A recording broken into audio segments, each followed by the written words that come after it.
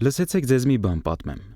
Քաղաքից դուրս, ուղիղ ճանապարհի մոտ կար մի ամառանոց։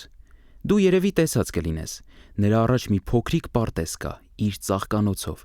իսկ շուրջը փայտե ներկած ցանկապատ։ Ամառանոցից ոչ հեռու, ուղիղ առվի ափին, թավշանման կանաչ խոտի մեջ բուսել էր մի երիցուկ։ Արևի ճառագայթները նրան ջերմացնում ու գուրգուրում էին պարտեզի փարթամ ծաղիկներին հավասար։ Եվ մեր երիցուկը ոչ թե օրով, այլ ժամով էր աճում։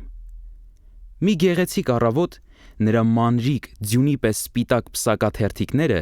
բոլորովին բացվեցին և ճառագայթների պես շրջապատեցին կենտրոնի դեղին արևը։